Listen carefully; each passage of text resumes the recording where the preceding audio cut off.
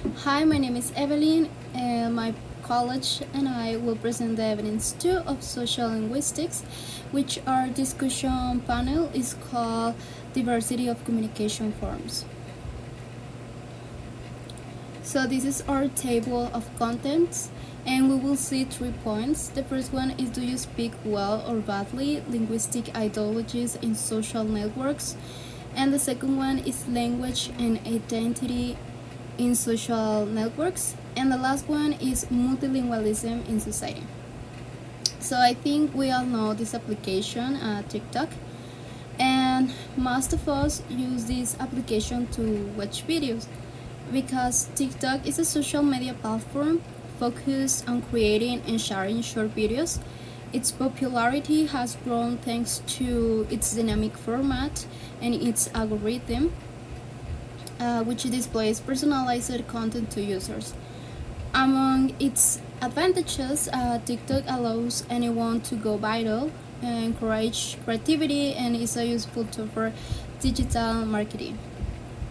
However, it also has some disadvantages, such as the potential for addiction, the privacy issues, and the spread of misinformation.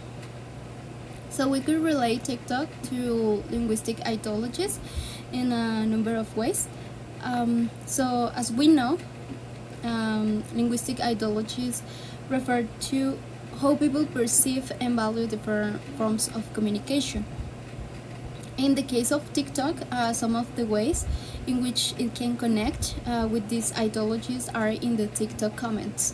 So for example,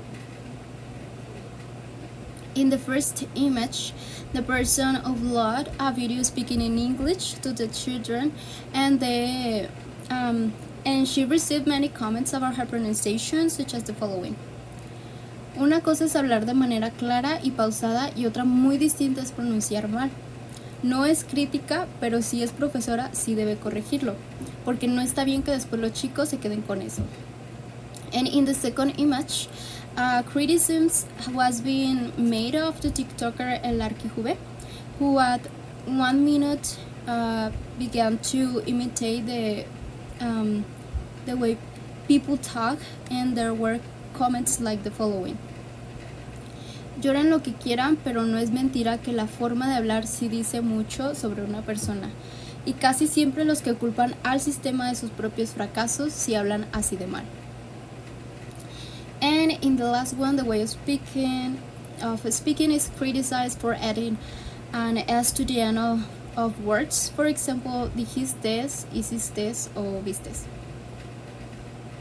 So in these examples mentioned, English pronunciation, imitation of accent, and Spanish grammar are mainly criticized.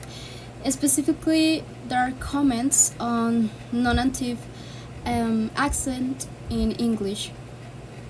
The use of Spanish considered incorrect, such as adding an S to the end of certain words, and the way in which some people imitate the speech of others. This only shows that criticism is directed as much at the way a single language is spoken as at variations with the mother tongue. But now, how do these comments reinforce certain linguistic ideologies or stigmatize certain groups?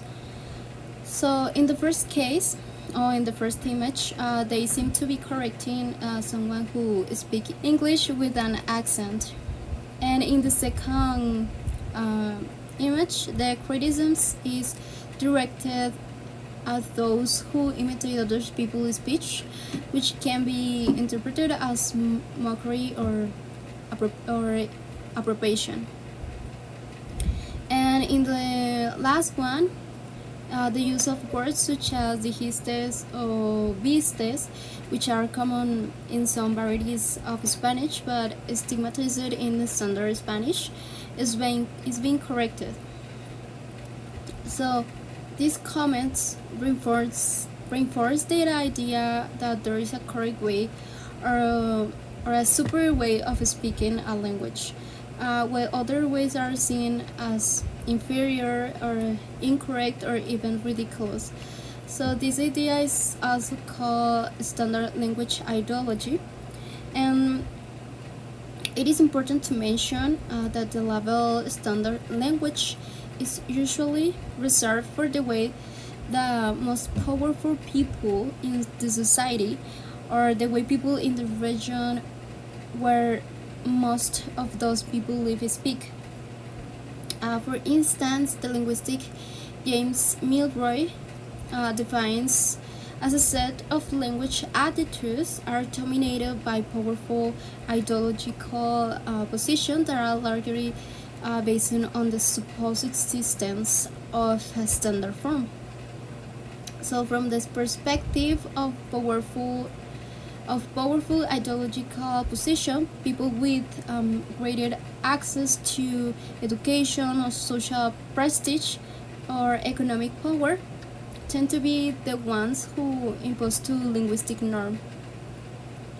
When someone speaks with a thick accent, uses strange language or non-standard grammar, um, they may seen as less competent or educated. This can affect their self-esteem or even the job opportunities. So, for example, if someone grows up in an environment where saying the histes is common, but constantly receives corrections, and they may feel ashamed of the way they speak. So this can lead to an identity conflict where the person has to correct his or her natural way of speaking in order to be accepted in certain spaces. And I remember a situation of language stigmatization that I witnessed occur when I heard older people say "aiga" in a conversation, and other people began to correct them with a tone of superiority and pointing out that the correct form or the correct way to speak is "aya." So I have seen comments on social networks where this word is criticized and associated to with a lack of education, as if the way someone speaks defines their level of intelligence or knowledge. So I think these types of situations reflect how standard language ideology influences our perception of language. Um, I think the stigmatization of this variation not only reinforces social inequalities, but also devalues the identity and experience of those who use them. And instead of correcting, it will be more constructive to understand that language is it's dynamic and that its diversity is essential part of our culture.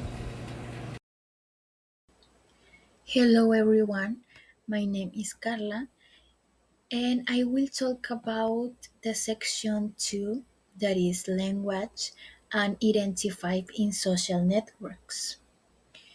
Okay, this is section 1. Okay, this is mine. Okay, first, it is important to know about virtual communities and influencers that play a fundamental role in the construction of social identities through language and semiotic resources. Okay, digital communities, for example, in video games, develop their own communicative codes, such as expressions, graphics, and specific styles, which reinforce the feeling of belonging and differentiate their members from other groups. On the other hand, we have influencers who use a strategic combination of linguistic and visual resources to connect with their audiences, build their reputation, and project specific social identities. Through their publication, they adapt their communication to generate closeness, authenticity, and engagement, consolidating their presence in the digital environment. Okay, in the other slide, we can see the famous video game that is PUBG, which is one of my favorite games in the world. I swear, it's the best. Thanks to this, I have been able to make many virtual friends and I have had a lot of fun. It is important to know codes, expression, and movement to be one of the best. Okay, the PUBG players use their own terms, which helps in quick and effective communication. Some will be loot. These are the items you find during gameplay, whether it be weapons, grenades, protection. They improve your chances of winning. Other example will be rush. This is when a team aggressively attacks another teams with a chance to lose or win. The final is GG, that is good game. It is used at the end of the game as a for to respect for those who want to battle. Okay, mastering these terms and communicative resources allows players to better integrate into the community. A instant connection. Using the right language makes other players recognize someone as one of their own.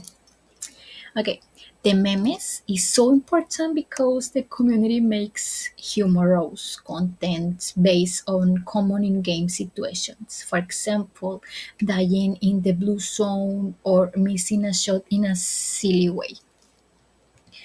Okay, the collective experience, shared strategies and tactics strengthen the community as veteran players teach new players. Okay, let's go to the other slide. Okay, the barriers for those who are not fluent in this language or style. We can see three example.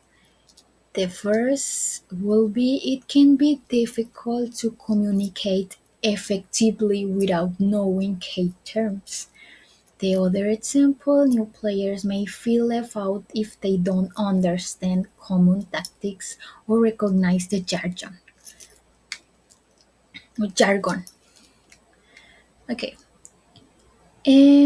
Summer experience players may be impatient with novice who have not mastered communication. Okay, knowledge of the game and the ability to use these terms can create hierarchies within the community. Okay, veterans versus newbies. Experienced players who have mastered the lingo and strategies tend to receive more respect. The ranks and exclusive skins. Uh, the ranking system and obtaining rare outfits can be a sign of status. It is so important. Okay, the professional teams and streamers, those with a great skill and social media presence can achieve a higher level of recognition. Okay, we went back a little bit to the previous page. Okay, mm, this. Um, Bueno, in conclusion, language and communication resources in PUBG play a key role in community building, but they can also act as a barriers for new players and create hierarchies within the group. Okay, we we have other topic that is to the influencers. On the topic of influencers, I wanted to talk about Karina Torres because she is a very sarcastic person and very nice to her fans. Personally, I laugh a lot at her videos. Okay, Karina Torres is an influencer who has stood out for her particular way of speaking and expressing herself on social networks. She usually uses phrases such as comadre or perdida or ay ahora. Another popular expression within the LGBT plus community. Some people within this community identified with her because she is a trans person. Okay. Her humorous tone is a very sarcastic and often gets a laugh, which makes her phrases go viral and everyone starts using them. The repetition of iconic phrases and expressions such as "ay comadre" or "ay, aquí nomás de perdida" reinforce her personal brand and allow her audience to associate them with her. Okay, her style may fit certain stereotypes about LGBT plus people being expressive and outgoing, but rather stand being a negative thing. She turns it into a tool of pride and identify, and many of her expressions have historically been used to marginalize the trans community, but she wears them proudly, giving them a new positive meaning. Okay, for me, this is all. Okay, so multilingualism in society. We can see sometimes in music that there is a kind of code switching phenomena, which is where a singer uses a range of languages in their songs. One example of this is Caliuchis. Caliuchis is a Colombian American singer who is known for using both English and Spanish in her songs. She code switches in many of the songs she has written and is widely known for doing this. This phenomenon is seen as a way to keep alive her Latin American side, because being in the US since being very young can affect her identity. She has said that in her industry, which is music, there are so many ways to lose yourself as a person, but she thinks that it's important that you're not trying to compromise what you have going on as an artist. She has said this at the New York Times in a recent interview she had while she was performing in Coachella. Now, the mix of English and Spanish in her songs has attracted many fans that may find themselves in the same position, living in the US with roots in Spanish speaking countries. That's the reason why Caliuchis has had the success she has been seeing. She reached a target audience that was not seen or heard by many artists. The immigrants that left their home country for the US, but that nonetheless still feel a connection to their traditions and native language. Now, there are many songs of Caliuchis that are strictly of English or are strictly of Spanish, but most of her songs are a combination of both languages, which is a quietly accurate representation of how this is seen in the US with all of the communities, different communities that exist there. Now, how does the media depict these kind of things? How does the media can use the languages to their advantage? We have an example with the movie of Spanglish. This movie focuses on Flor and Cristina, a single mother and daughter who come from Mexico to California. Since the beginning, Flor refuses to learn English as a way of keeping her Latino identity. Meanwhile, her daughter Cristina learns the language quickly. Flor starts working as a housekeeper and her boss offers the opportunity of staying at the house with her daughter, which she takes. Throughout the movie, we can observe how Flor tries to keep her culture and teach it to her daughter. On the other hand, we have her boss, who is trying to Americanize her. This movie does a great job by showing the difference in languages and their respective cultures. We see the change in each relationship shown on the screen between Flor and her boss's children, but most importantly, with her own daughter. The movie perfectly depicts an experience that is very common among immigrant parents: the struggle in communicating with their children, the erasure of their culture they must feel through them, and the fight to try and keep their home country's culture in them. So, this movie reaches a target audience that is also not the main in this country, but that happens a lot. The immigrant parents have their children in US and they try to keep their culture alive through them and they don't know how to do it. And that's how this movie takes the language as the main. That's why its title is Spanglish, because Flor is trying to keep her identity by not learning English. Meanwhile, her daughter rapidly learns English, and that's how they show the quick erasure of her culture. Now, how can language impact social movements? We have the case of Luigi Mangione, which sparked a rise among the people since he allegedly killed the CEO of United Healthcare, Brian Thompson.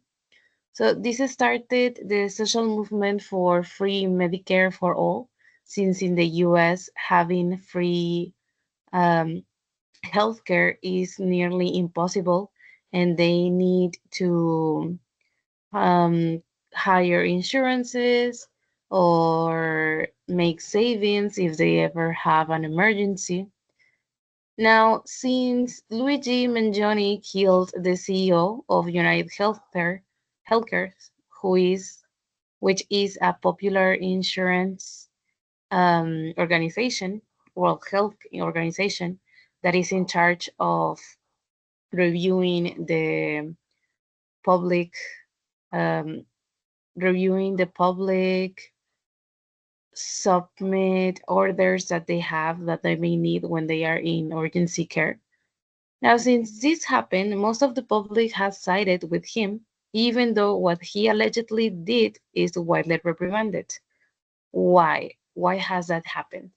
How exactly are Luigi's supporters managing this? Luigi is accused of murder, however, his image on the internet is seen as a martyr. Although the US government has tried to paint Luigi as a horrible person in the media, his supporters have worked harder to keep a good image of him through memes using his name that is coincidentally the same as this famous Nintendo character, or using videos where he's seen as an otherwise decent person. Even people who are not from the US have started to sympathize with Luigi due to the huge online presence he has had. There are many hashtags calling for Luigi's freedom, many memes claiming him a hero, and fan videos of him. In this way, we can see an international phenomenon, no matter the language, that sees Luigi as an anti-hero and as the representation of this movement. That's it for us. Thank you very much for listening to us, and goodbye.